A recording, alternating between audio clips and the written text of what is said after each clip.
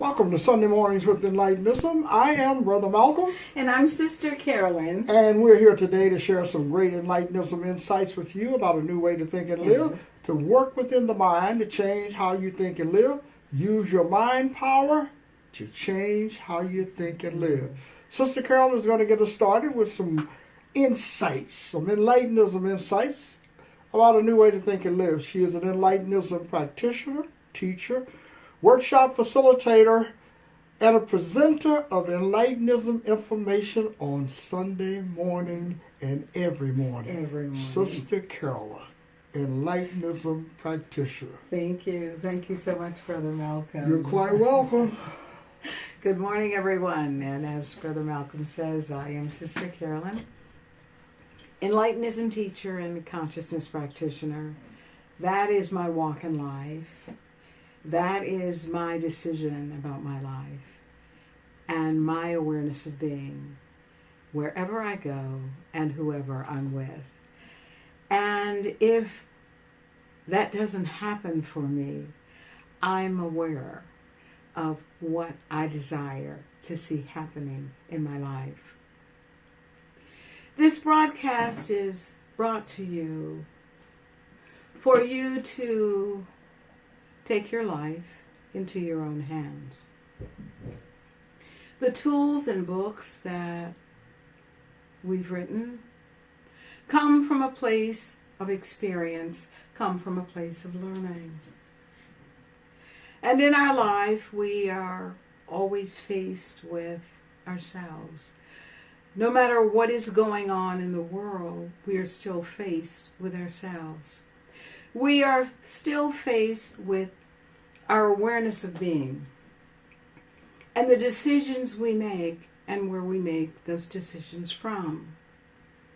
What Enlightenism does is to lay the groundwork with the questions that we ask in so many of the books that we've written. One of the questions that I continue and will continue until time is no more for me to ask myself. It is an Enlightenism question. Who am I aware of being?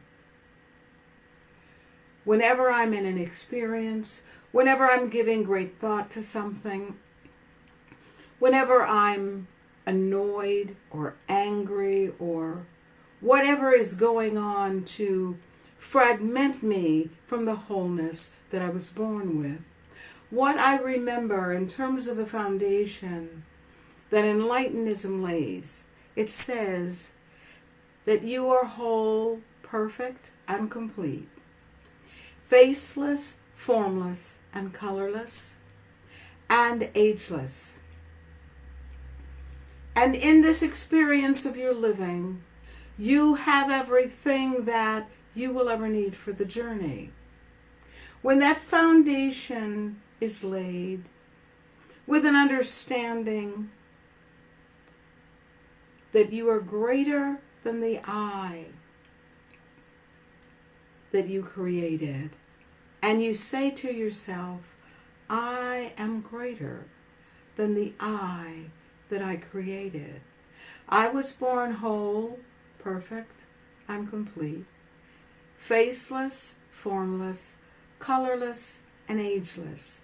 I don't have to step in any of those arenas that have been defined by others. I have the power and the freedom within me. That power and freedom is Enlightenism. It is the qualities that you were born with. This is what Enlightenism is about. Allowing you to know and embrace the comfort of being you. Not to be fragmented by your age, by your color, by all of those things that we walk away with as defined by others, and we've simply stepped into them. We've embraced them and said to ourselves, this is the rules that we need to follow. And when you do that, you step out of the freedom that you were born with. When you understand the statement of being born whole, perfect, incomplete, faceless, formless, and colorless. I'm emphasizing this because when we step into the mode of color, when we step into the mode of identity as how it's defined by others, then we fragment ourselves away from the wholeness that we're born with. When we understand, it is not so much what we are in this world, but what we represent to ourselves. And when we represent ourselves completely whole, then we understand if we are annoyed, if we are angered by something, it is typically something that has been defined by others, and we have accepted it as our own. And so stepping into that, embracing it, causes discomfort. And when you are uncomfortable, you are no longer whole. You are no longer fitting into the wholeness that you were born with. We are now trying to fit into the world. We are now trying to obey what we have been told, even if it is uncomfortable. This broadcast and the books, as I said earlier, that we have written, is about thinking. It is about understanding. It is about waking up, understanding the 10 principles, understanding that first principle that says, I acknowledge that I am responsible for the current conditions in my life. And we are not fixing them from someone else's definition, but we are unlearning those notions, those ideas that we were given, that is now creating an uncomfortable pattern of being and doing in our own life. When we truly embrace the notion that you are born whole, perfect, and complete, faceless, formless, colorless, and ageless, you come to understand that this understanding is the notion that you can live from, so that you develop a new way to think and live. That is what Enlightenism teaches. A new way to think and live. A comfortable place where you can embrace your beingness of life. Not what you are to someone else, to others, and to the world, but who are you to yourself? Who are you aware of being? Who are you aware of being when you start your day and when you end your day? Are you loving yourself enough? Are you forgiving yourself enough? Are you being kind to yourself in so many ways that we can do this? And the idea is to understand that you have the power within you to embrace your life and to come from a place of wholeness always. And when you ask yourself the question, who am I aware of being? You can now answer that question from the wholeness that you are, not the definitions that someone else has given you. I invite you always to purchase this book, Enlightenism. You can get this book from Amazon. You can purchase this book through the National Biosociety.org. But I invite you to have this book in your life for the 10 principles and the daily affirmations.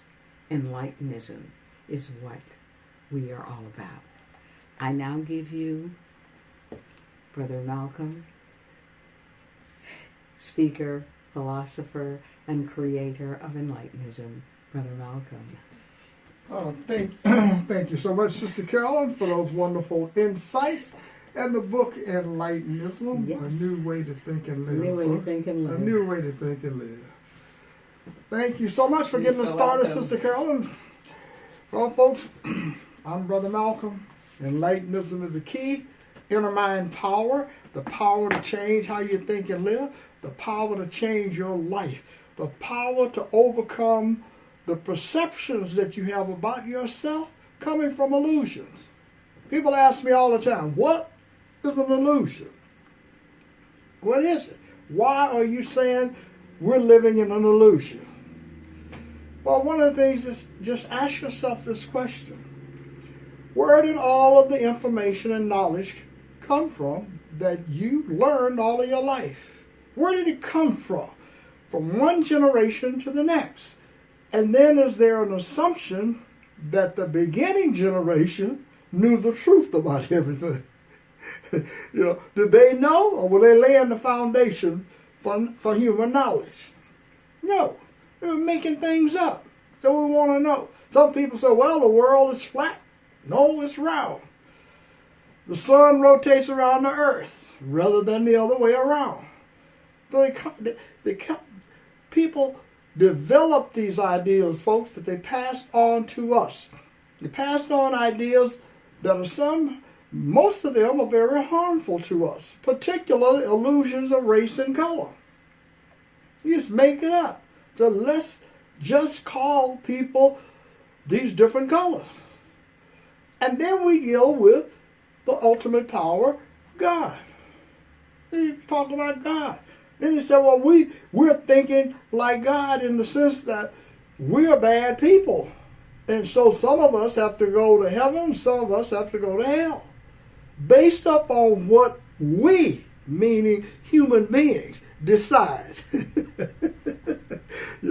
Human beings have decided now, and now we have bought into this notion that they really know the truth.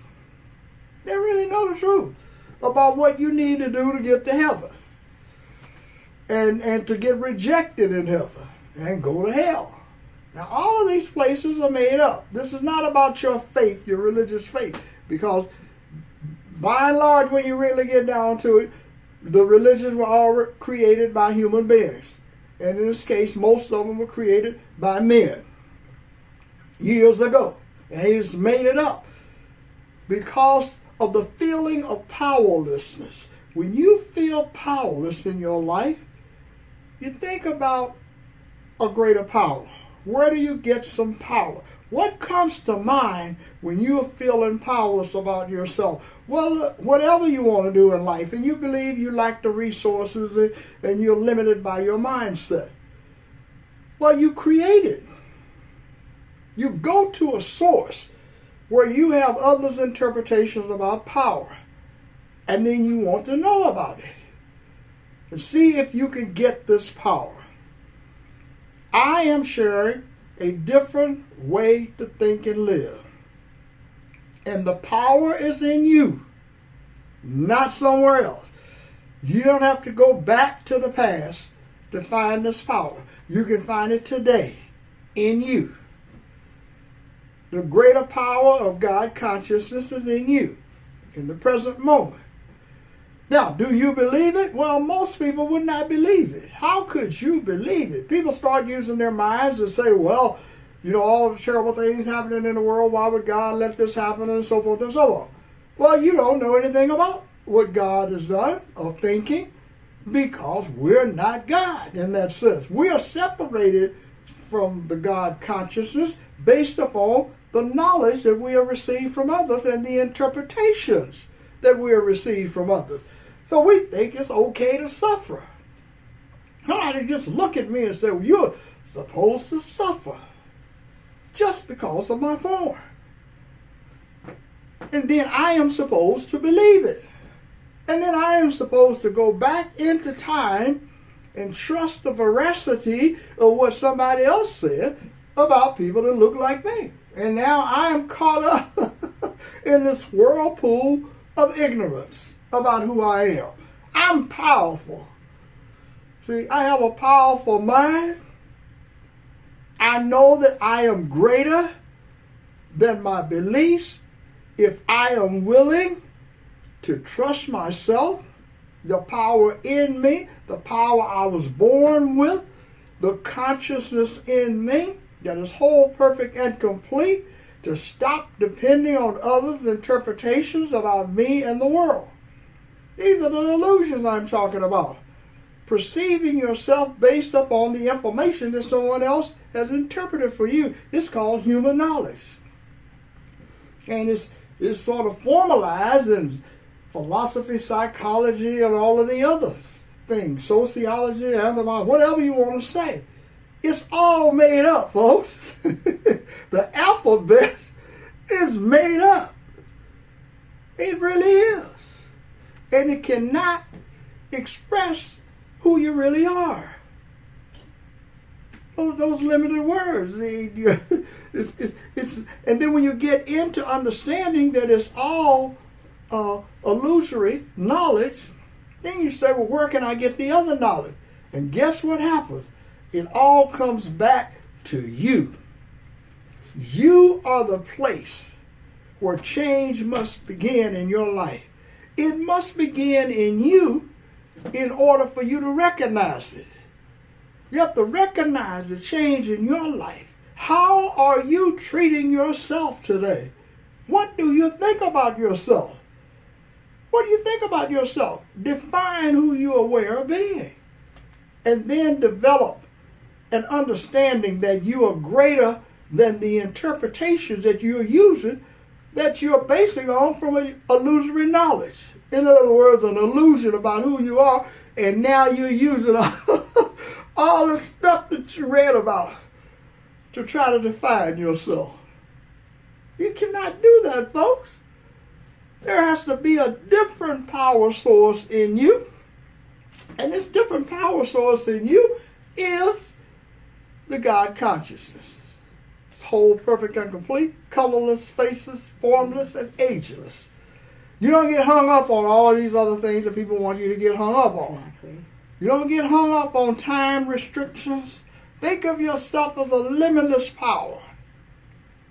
That you are a part. You become one with yourself. And when you let go of your dependency on illusions, yes. This book talks about the beginning of working in your mind. It's not going to just, you read it and all of a sudden you're just going to be completely free.